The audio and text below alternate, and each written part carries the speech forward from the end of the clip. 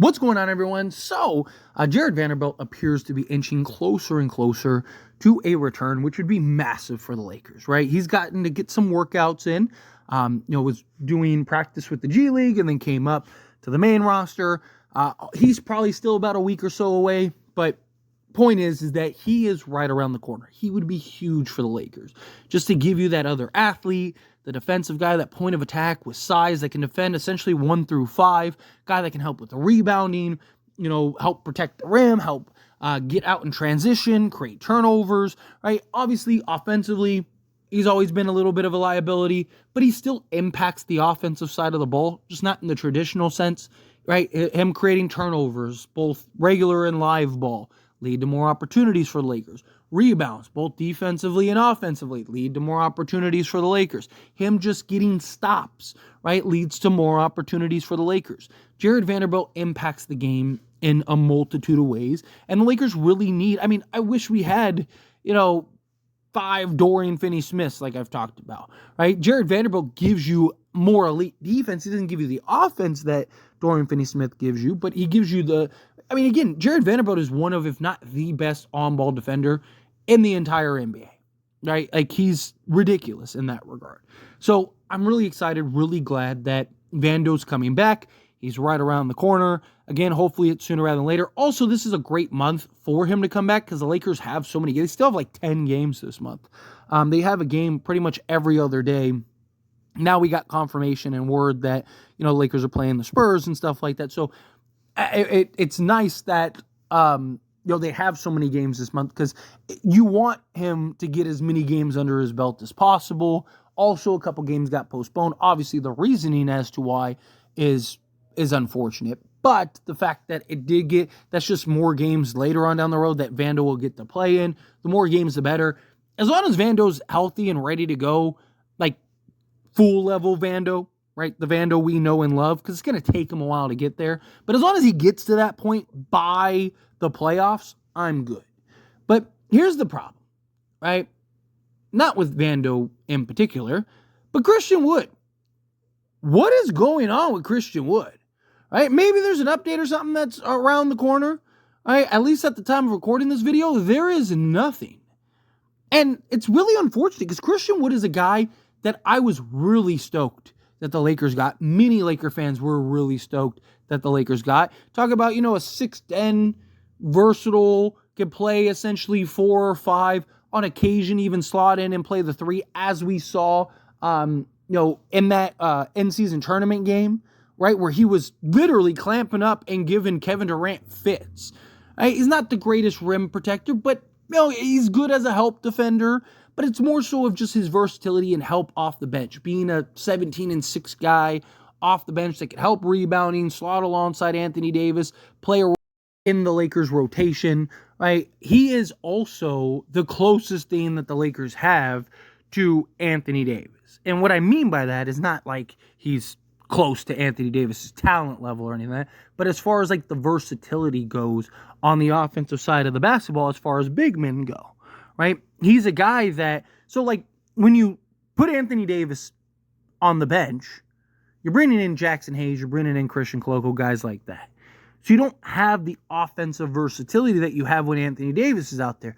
Christian Wood has that versatility. He can knock down the mid-range. He can take guys off the dribble. He can score around the rim. He can shoot the 3 ball. Obviously, Anthony Davis is Anthony Davis, but Christian Wood is the closest thing that the Lakers have to being able to replicate the type of offensive actions that they can run with Anthony Davis when Christian Wood is on the basketball court. So he's very impactful in that way.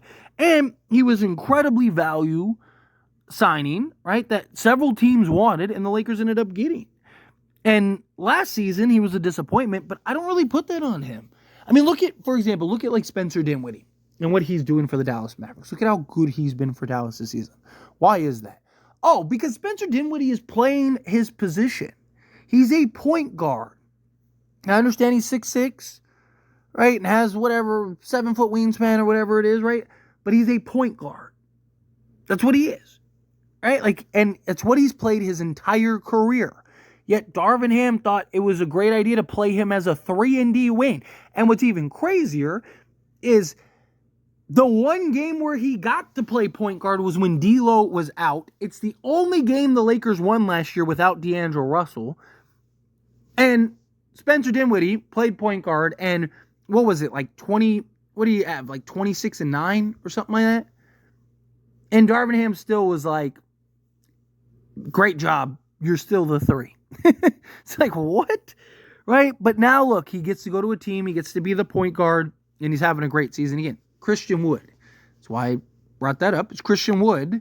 Same thing. He is a big man with the ability to occasionally shoot the 3 ball. Darvin Ham played him the opposite. He played him as if he was a wing that could on occasion dump down and score around the rim. Right? Almost all of Christian Wood's offensive production around the rim was from him beating guys off the dribble to get there. Right? Like, again, you're neutralizing Wood. I'm not saying you don't have him shoot threes, period. That's one of the values of him. But to primarily be a spot-up three-point shooter, or him having to basically be a self-creating player, it's not like what... yes, he can self-create, but usually in his area. Right? So, it was very unfortunate. And then this season, and then he's hurt. And it's like, come on, man. Like... So it has been very disappointing with Christian Wood. And, there is a lot of talks about trading him, adding him in the trade package, which I'm not against. I don't think he's so good he's untouchable. But at at $3 million, he's still an incredible value. But where is he? What is going on with this guy? Right? Like, seriously. He was supposed to be back before Vando. There was all this positive talk about him making this progress and all that stuff. And then not just that, but his off court, because he had a bunch of off court stuff going on, which, that's his personal stuff. I'm not going to get into that. But, if you're familiar with it, then if you don't, then Google it. But there was his off court stuff. That all got resolved. That all got handled. So it was there's a lot of optimism, right? There was a lot of okay, cool. So he's back this year. All of the off-court distractions are gone. He can just focus on playing the game of basketball and really kind of be a key piece for the Lakers. And unfortunately, he hasn't gotten to get that opportunity. And it's just it's so frustrating because he's a guy that could really genuinely make an impact for this Lakers team. He's a guy that realistically, genuinely could he's not the difference in us winning a championship or not. Right? It's not like him by himself, all of a sudden that's it. Lakers are the best team in the NBA. Nothing like that. But for a team that is having such struggles with bench production and having such struggles with having guys that can kind of slot in and give advantages for the Lakers, particularly off the bench, and then to have him be able to step in and provide that, I just think is massive. Right? I think that is very good, very important. Right, so I really do hope that we could see a Christian Wood return, hopefully sooner rather than later, kind of play a key role for the Lakers and just kind of be this fill-in. Right, I hope that he's a guy that can, slot in. Whatever we're gonna do, we're gonna get a backup center. We're gonna get a point of attack guard or whatever the Lakers ultimately end up doing. But it'd be nice to have a guy in Christian Wood who, especially if the Lakers end up trading a guy like a Rui or something, right? You could use that guy that could play in and play the backup 4, get minutes in place of LeBron when he goes to the bench, or Anthony Davis, right? Give you some more size, right? At 6'10", help with the rebounding, shooting, scoring, you name it. I like the idea of Christian Wood. I think Christian Wood is a guy that can really make an impact for this roster, but got to get him back. And it's frustrating because it's we're almost there. We're almost fully healthy. And knock on wood, don't want to jinx it or anything, but it's man, we're right there. We're just waiting on Wood. It's where's Wood? What's going on with Wood? Right? It'd be nice to kind of see, what can he do? What can he provide? Vando, what can he do? What can he provide? Can these guys really make an impact for the Lakers? Or is it just kind of a waste, waiting around for these guys? Do we still need... I'm not saying that these guys are going to be the difference and that's it, we don't need any more trades, but the idea is, if you get, a Bruce Brown and a Valanciunas, just using those guys as an example, right? You get those two guys, now you're better, right? You move closer to being a contender, and then you add in Christian Wood. If Christian Wood can get back not even a 17-6 guy. Can he just be like a 12-6 guy? Right? That's 12-6 off the bench that you're not getting right now. Right? And then Vando, if he could come in and just be absolute clamps and energy and rebounding and all those things, all of a sudden, again, it's another guy that you don't have giving you that level of production. So I really hope that this ends up happening. I really hope that he comes back sooner rather than later. It's frustrating that we haven't gotten word or news yet on it. And I was just curious, like, where's he been? What's been going on, right? But anyway, as always, this is a discussion, and I pass the question on to you. Let me know your thoughts and opinions down in the comments below. What do you think? How do you feel? What are your thoughts? Do you think that the Lakers should look to maybe trade Christian Wood? Turn him into a deal to go get a Day'Ron Sharp, right? Or do you think no, like keep him, like he's a valuable piece.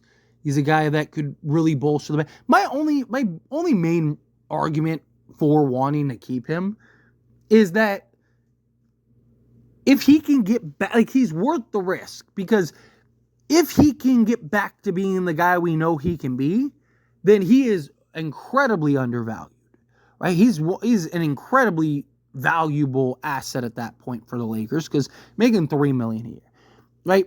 Even if he just gets to half of what he could be, that'd be, again, and you're not going to be able to get this great return for Christian Wood, right? So, for example, say Day'Ron Sharp or Walker Kessler or any of these young things. I would rather keep Christian Wood and trade Jalen Hood-Schifino, because Christian Wood is a guy that could potentially be part of the rotation, where Jalen Hood-Schifino is a guy that's just taking up a roster spot, right? Big difference, right? So, kind of my thoughts. But again, however you feel, whatever your thoughts are, I'd love to hear it, so let me know down in the comments below. That being said, if you haven't liked this video, hit that like button. Helps me a lot. Helps me enjoy these types of videos, and I truly appreciate it. Not subscribe to the channel, hit that subscribe button. Turn on the bell notifications. Appreciate y'all. See you in the next one.